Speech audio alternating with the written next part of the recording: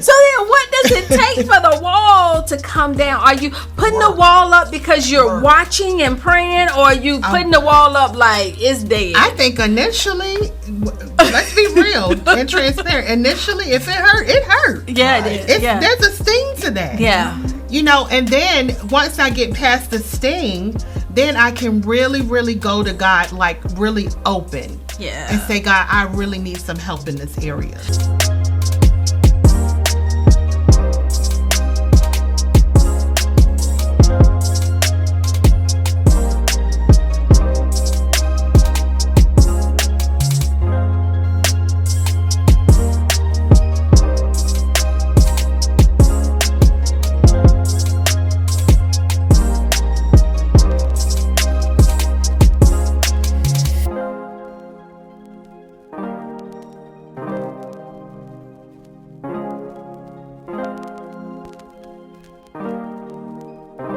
Hey y'all, welcome to another episode of Kingdom Women Talk. Today we're going to be talking about heart damage. How do we move on when the heart is hurting?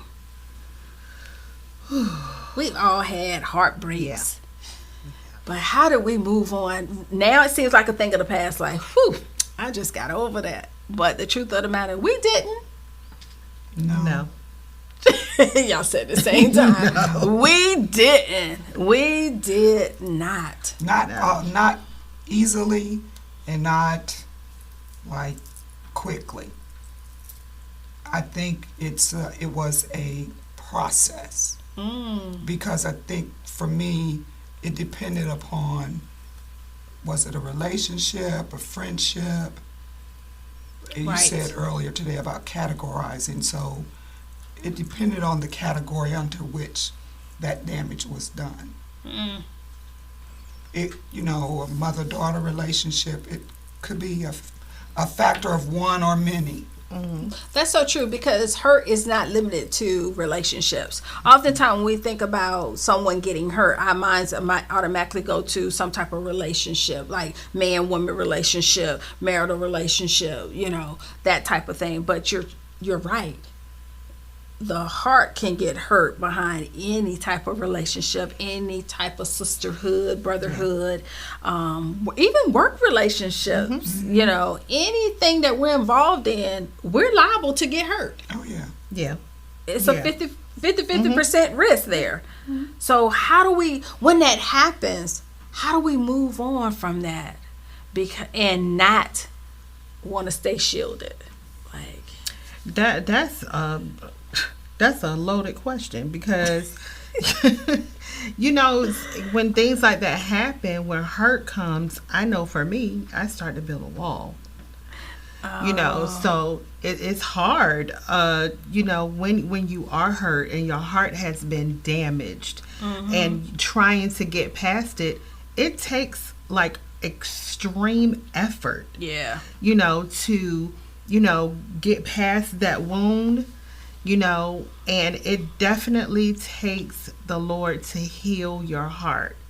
Sometimes, if you fall and you hurt yourself, you have a scar, right? You hurt, but eventually it heals. Yeah. So the scar may remain, but if the Lord heals it, you're able to move on past the scar. And the scar is also there left to remind you, don't go that way again. Don't go that way Proceed again. with caution, right? Yeah. Don't go that way again. And taking that analogy, but how many of us, just speaking for myself, look at that scar and it reminds us of the hurt and we relive it? Yeah. Oh, yeah. Because maybe the scar could also represent, I fought hard to get here. Right? It was a battle to get here. Yeah. So many different relationships, hurt can come in so many different forms, and the lessons can be many as well. So then when we're hurt, how do we prevent ourselves going into protective mode? Because that's not always fruitful. So true. I mean, like I said, I begin to build walls. So if that's the case, there's no fruit coming out of that. Not at all. That doesn't bear any fruit. That's concrete. Ain't no fruit coming through there. It don't matter how many times Joshua walk around and it come down. Right? Okay, and it's not coming through She's there. talking about that's concrete. It's Oh my concrete. goodness. That ain't coming through there. So So then what does it take for the wall to come down? Are you putting the Work. wall up because you're Work. watching and praying, or are you putting the wall up like it's dead? I think initially, let's be real and transparent. Initially, if it hurt, it hurt. yeah, Right. it is. Yeah. There's a sting to that. Yeah. You know, and then once I get past the sting, then I can really, really go to God, like really open. Yeah. And say, God, I really need some help in this area. Well, let's stay right there for a second because you're right. Hurt stings, which is ultimately why we put the walls up. Right. We're going fight or flight mode, right? Either we running or we going to fix it so it don't happen again. One of the two things happening. But that sting, how do we get over that sting? That sting can linger. That takes work. First of all, can we accept the sting? Because sometimes we're just like, nah, I know this just didn't happen. Mm-hmm. Right. In disbelief. Right. Nah, I know. So which means I'm going to lay down. Let me lay down. Because when I wake up, things are going to be a little bit different, right? Mm-hmm. I know for me, it just made it seemed to trigger my depression. And so instead of dealing with the issue, it was easier to get depressed, if that makes sense. So And when was I it say easier? that, people say, what do you mean? It was easier to get depressed because then I didn't have to deal with the issue. Oh, I was thinking it may have gotten easier to get depressed because we are creatures of habit. So when this happened, you do this. When that happened, you do that. But one and the same. Uh-huh. I can get depressed about it, and I don't have to deal with it. So my depression, depending on how severe the hurt was, would depend on how severe my depression was. In most cases, it would I could do some outpatient therapy, but there were times where I was hospitalized for it. Oh, wow. But I didn't ever deal with the issue. I could get the medication, which would trigger the chemicals in the brain to make me feel better. And once I started feeling better and started eating again and That was started over functioning, with. I'm still not dealing with what Yeah. caused it in the beginning. So I'm just tucking it deeper and deeper and deeper.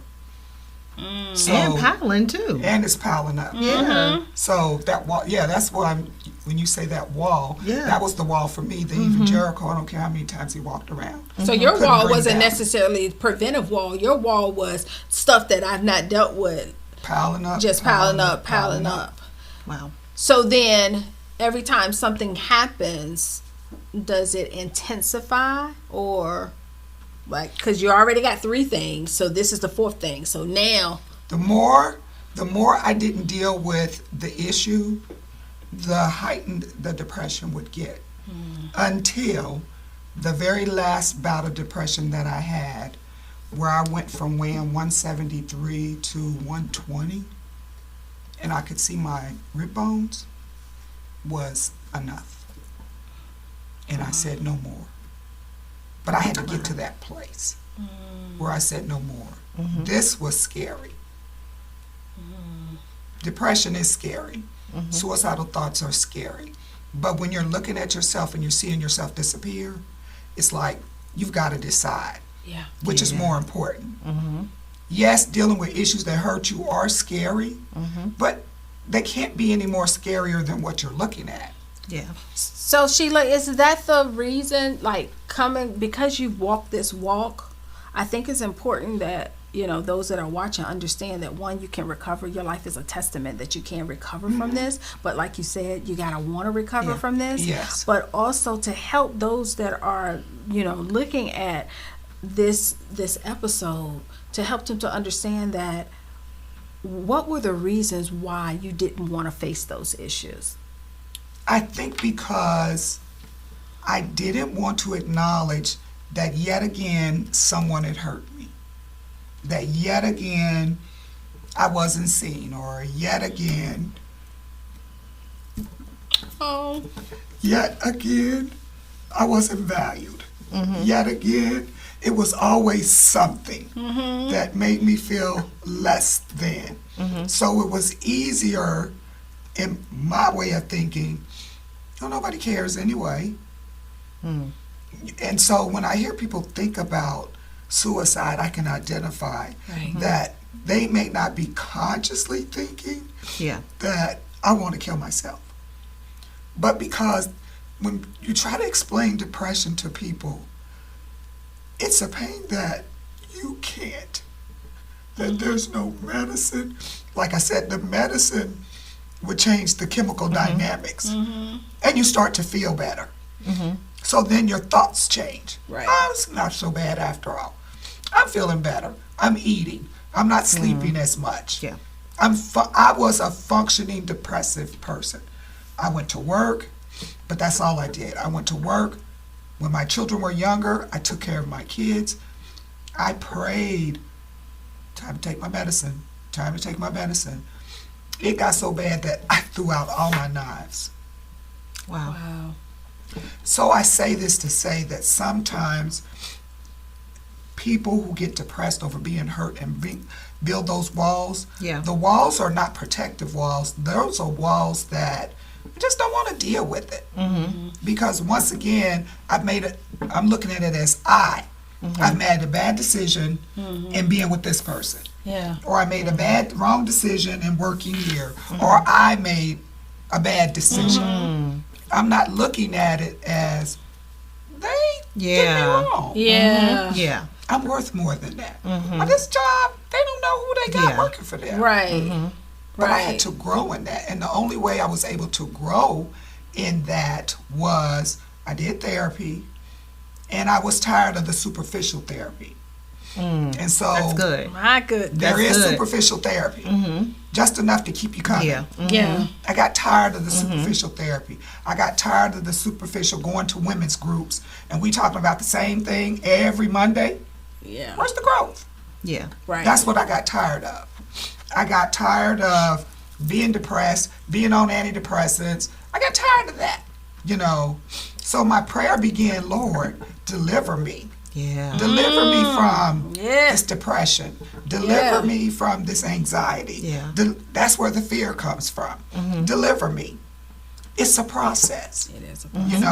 and it's root, and I say it's root deep because mine started when I was in the womb. I believe that with every fiber of my being. My mom did not want to have a child the way she had me, in the circumstances that she had me. Imagine being an infant, growing in somebody's womb, and you feel that. That's that first heartbreak. Wow. Then your mom forgets to feed that you is- many Wow. times. It's another heartbreak. So there are many Wow. things that layered on top of layered on top. And then you're a young child and you're raising brothers and sisters. Another heartbreak. People call it rejection, but it still hurts the heart. It still Yeah. hurts the heart. Yeah. You think this guy likes you, but all he wants to do is sleep with you. It's another heartbreak. Because you don't know how to differentiate between he just want to sleep with you, he ain't really interested in you, Right. versus Because any attention is good attention. any attention is good because I'm being seen. Yeah. You lose a baby, nobody's there to say, oh, you're just 16. What can I do for you? Right. The hospital sends you home. Not wake you up during the night and tell you we lost your child. They wait till you wake up the next day and come in and say, oh, we lost him last night. Another heartbreak. Don't know where your child's buried because your mom in her drunkenness buries him. I don't know where my child is Wow. buried.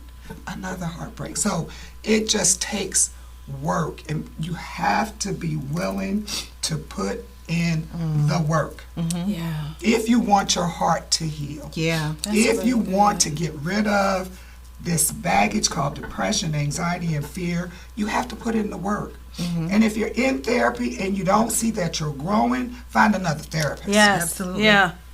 If Yeah. you can't find another therapist, text me, Yeah. comment me, Yeah. because it takes work. I'm 68 years old, and I'm just now getting to a point. And not that it's bad, because God puts you where He wants you at the time that He wants you to be there. So I believe I'm here saying these things at this exact moment for a reason. Mm-hmm. And I say that because depression and suicide is on the rise. It is. It is. We are losing people because their hearts are broken. Yeah, they're walking around with wounded hearts. Broken hearts, wounded hearts, Yeah. and they don't know how to heal. Right. And they're going to therapy, and they think they're putting in the work, and nothing's changing. Because it's not therapeutic therapy. No. It's life coaching therapy. I found when I got ready to move over 6 journals that I wrote to God. Wow. And every year, it was the same thing. Dear God, deliver me from this fear. Dear God, why am I always afraid? Dear God, why am I always depressed? The same thing. And it was like, enough. Enough, Lord. Put those journals up. Started reading my Bible. Reached out to Londa. This is what I need. I got to get here. I got to do this. Sheila, have you accepted? I don't know, but I'm willing to do it. You got to have a heart space to be willing to put in the work. Yeah.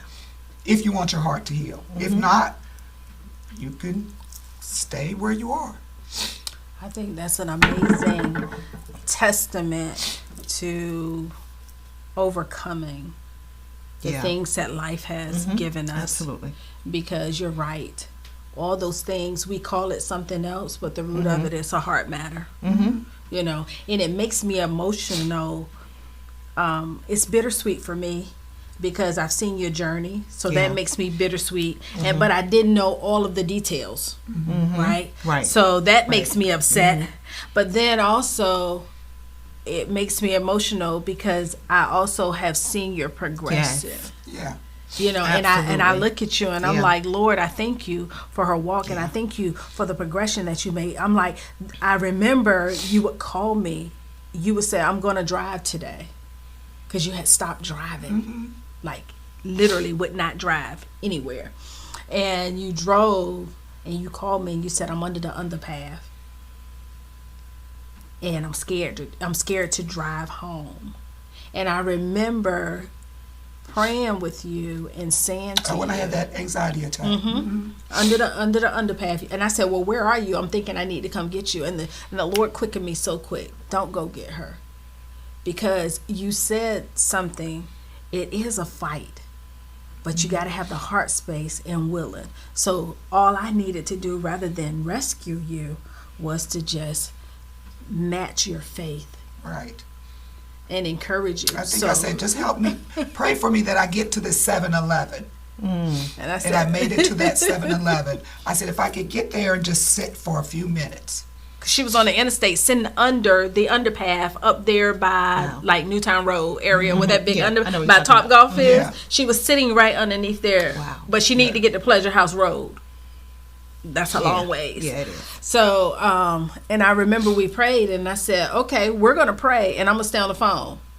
And you were driving. But then fast forward even this year when you were moving back. I said, I'm not driving. It's raining. The I'm gonna enemy take the tried to train. bring the same type of fear up against you again, and you almost tacked out. Yep. And then you said, "No, I'm getting on the train." And I was like, "Maybe you ought to think about that." Because maybe it's the enemy's way of pulsing to see if that area, Yeah. It's still. It's Yeah. still closed. yeah, right, is it still closed in that area, or can I get my pinky toe in? Right? Yeah. And you almost gave him a pinky toe, and I got off the phone, and you called me back. You said, "Nope, I'm driving down. I'll text you when I get there." And at that moment, I knew, okay, God, she is so much stronger than she gives herself credit for. But more importantly, she understands that her victory comes from you. Amen. Yeah. Yep. Yep. Yeah. Her victory comes from Yes. Yes. you. Wow, that story almost took me out. Yeah. I mean, to be very honest, because Sheila, in all of our years of being friends, I never knew the level. Yeah. Yeah. You know what I mean? I never knew the level of the wounds. I knew She that said they the was hurt. wound. Yeah, I never knew the level Jesus. of the wounds and how they were piled. it was like they just kept coming. Because we never think, Sheila, that the first level of hurt can actually happen in the womb. Yeah. We jump all the way to infant, toddler.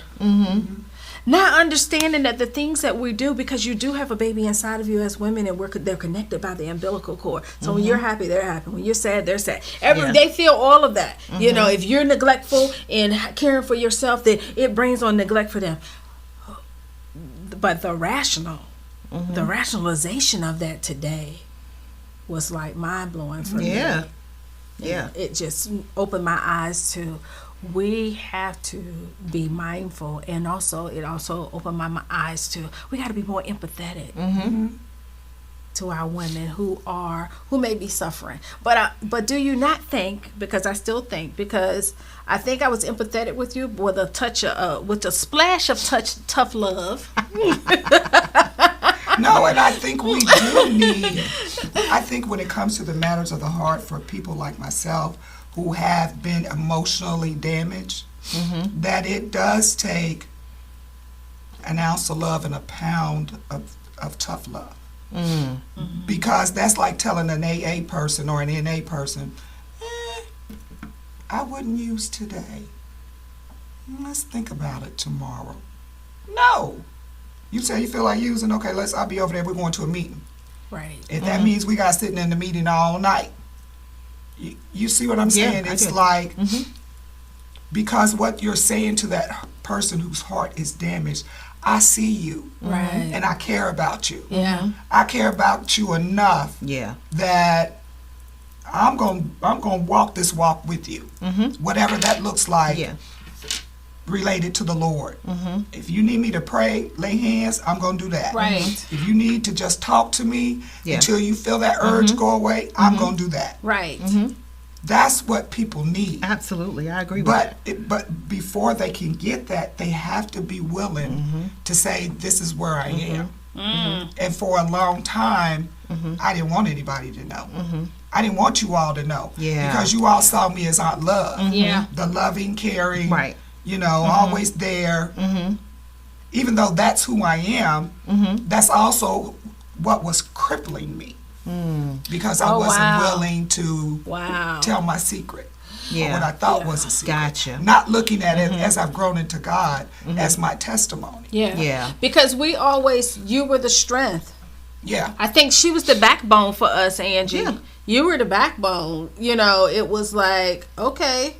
And you gave us the liberty to be able to go and do things that we wanted to do. Like, it was almost like you were our safe space. Yeah. We could trust you. Like, and knew it was going to be handled. And so you're right. I think, I don't know. And I'm grateful that I was able to tap in at the time in which you needed me. But in all transparency, I don't know, Sheila, if I would have been able to be what you needed me to be. Yeah.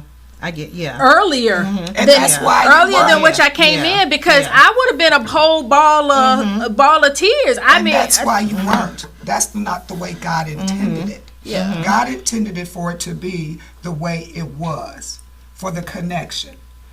For the connection to be the way it was. You and Angie, the children. We move along, everyone goes their separate ways, and like he told you, now, I brought you all back for a specific reason. Yeah. Everything happens for a reason. I'm learning. The growing, the spiritual growth, the emotional growth, even just to sit here and pour out myself. All that takes growth. Yeah. But you have to be willing. You have to be willing, and you have to, like you said earlier, you have to trust the people that you say that to. Yeah. Now, for me, like I said, I don't give a salt who knows. Yeah. I don't. Yeah. At this point. You know what I mean? Like 30 years ago, I might have I'm not telling them. I don't want them looking at me, feeling sorry for me. Yeah, poor Sheila. But Sheila, your story, it's going to set so many people free. Yes. Now I've realized Yes. that, but I did it before. Set so many people free. Yeah. And it's going to not only set them free, but it's going to ignite a fire. Yeah. It's going to ignite a fire. I was just talking to a young lady who was battling with that just this week. And I said to her, I said, do you have a sponsor? And she was like, a sponsor? I said, and I didn't know. I said, do they have like Nope. sponsors for like depression, something like? I said, well, then who do you tag when you're having these urges, when you're feeling like, you know, today is the day, or you're feeling? I was like, who do you have? And she was like, nobody. And I was like, Now battle that out yourself. I was like, I would Every love to day. be that person, but a lot of also the things that you said resonate. I said, it sounds like to me you need to change counselors because you're going through the motions, but there's no progress. You know, but I still stand on the fact that what is it that we can say to counselors that we can't say to Jesus? Yeah. Like, what? How is it that we can be Well- so I think sometimes they can work hand in hand, but I'm still a proponent of God first because It's hard when A, you don't have God in your life, and B, when you've never received love from visually a human. Now you want me to believe in somebody I can't see and tell me they love me when this person right here who gave birth to me can't even acknowledge that they love me? Yeah. that right there Yeah. just made so much Yeah. sense, didn't it? Yeah, it did. It did. It made so much So sense. I'm safer with a counselor who's supposed, they go to school, they get a degree, and, you know, they counsel. That superficial counseling of, okay, let's start with, I've been there, been through a lot of them. Let's start with your mother's family and your father's family. And they call it the family tree, the dynamics of the family tree. No, that's not going to help me because I don't know any of that. I don't know about the family tree. All I know is my mom's mom died supposedly from having an abortion. That's what I know. My mom grew up with her father. My mom started drinking when she was 9 years old. That's all I know. So a lot of what we're telling these counselors is that superficial stuff. Yeah. And that superficial stuff can last for a year. No, I'm hurting. That's why you see a therapist and you see a psychiatrist.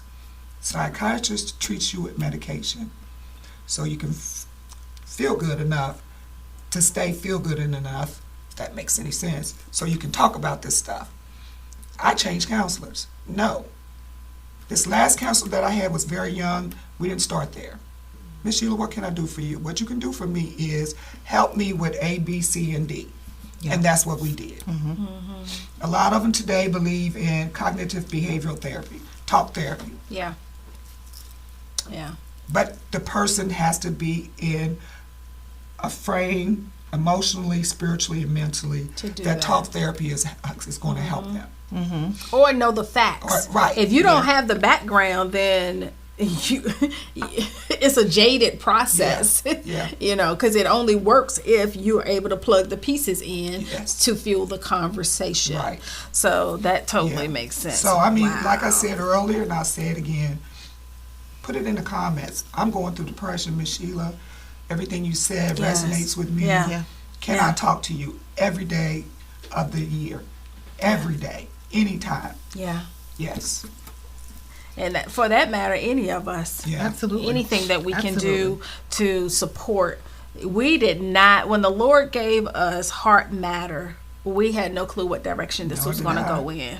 However, we believe that the Lord took it in the direction that He desired for it to go. And it is Yes. our prayer that it touched Absolutely. anyone who has been dealing with any type of mental health, you know, whether it's depression, anxiety, or any of the other associated and related health, mental health issues, that this was a blessing to you. And more importantly, it spoke to your spirit to let you Yes. know that you can overcome. Yes. You are victorious through Christ Jesus. Amen. And also, if there are any type of prayer requests, just put praying hands in the comments. Yes. You know, just put pray. And that way we will know to intercede on your behalf. We are Kingdom Women Talk. However, more importantly, we are three women who do life Yes. together. Amen. We love the Lord. Yes. And if we can't do nothing else, we can pray. Amen. We can pray, and we would love to intercede on your behalf. This has been so enlightening. Yes. Sheila, I just I want to know say all that I'm was proud about. of the work that you've done. Thank you. I am proud Yes. of you. Yes. I'm proud of You me have too. made strides. God is doing some wonderful Yes. things in your life. Yes, yes. I am just excited about your future. Me too, girl. I am. And it's very bright. Yes. It's very, very bright. Yes.